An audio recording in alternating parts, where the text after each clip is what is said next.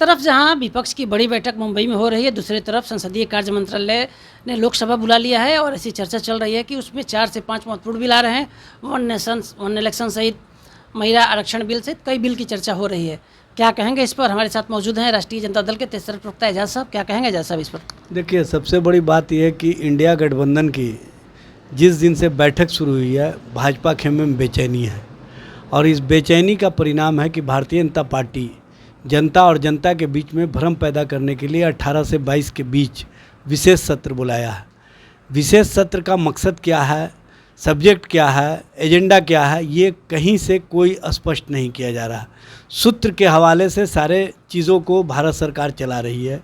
सूत्र इनका इतना ख़राब है कि जनता और जनता के मुद्दे पर कभी भी इनका सूत्र खड़ा नहीं होता है। इनका सूत्र कहीं ना कहीं जनता के भरमाने के लिए ही काम करता है, ये स्पष्ट रूप से दिख रहा है।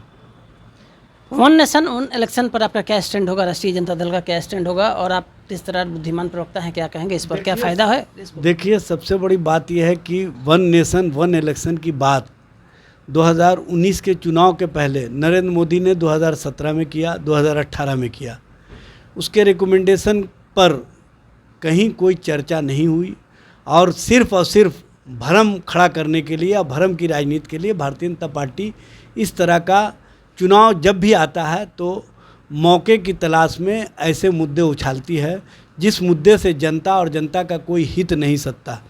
सबसे बड़ी बात यह है कि देश महंगाई से त्रस्त है, देश बेरोज़गारी के आलम में है, देश का नौजवान आज रोज़गार खोज रहा है, महिलाएं अत्याचार की घटनाओं से त्रस्त है और अत्याचार में भी भारतीय जनता पार्टी के नेता और कार्यकर्ता संलिप्त होते हैं और उनको बचाने के लिए पूरी भाजपा की एक टीम लग जाती है कि किसी भी स्थिति और परिस्थिति में भाजपा और नेता भाजपा के कार्यकर्ताओं पर किसी तरह का कोई मामला दर्ज नहीं होना चाहिए।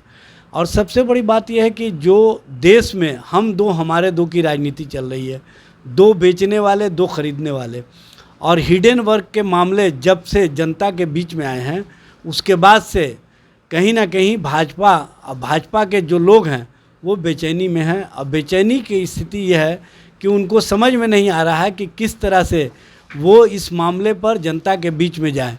हिडन वर्क के मामले में जिस तरह का मामला उजागर हुआ है और जिस तरह से मामले पर राहुल गांधी जी ने घेरने का काम किया है, इंडिया गठबंधन ने घेरने का काम किया, उसके बाद से भाजपा और भाजपा के लोग मुद्दे को दूसरी दिशा में भटकाने का प्रयास कर रहे हैं। लेकिन चाहे जितना भी प्रयास भारतीय जनता पार्टी के लोग कर लें, इनका ये प्रयास सफल नहीं हो सकता है।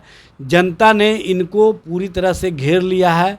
हम मुद्दों के आधार पर जो भाजपा को जनता के बीच में बेनकाब कर रहे हैं, जनता उस मामले में हमारे साथ खड़ी हो गई है।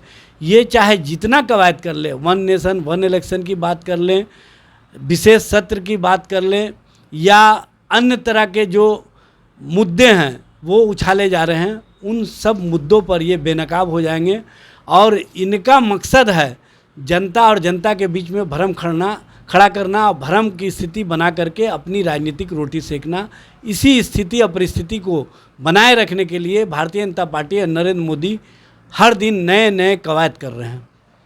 तो आप सुन रहे थे राष्ट्रीय जनता दल के प्रवक्ता एजाज साहब को। एजाज साहब ने बड़ी बातें कह दी। भारतीय जनता पार्टी की जो शीर्ष नेतृत्व है वो देश में भ्रम फैलाकर राजनीति करती है। साथ ही वन नेशन वन इलेक्शन पर भी बड़ी प्रतिक्रिया राष्ट्रीय जनता दल की तरफ से आ गई। हमारे सहयोगी सन्नी के साथ कौशलेंद्र पटना से।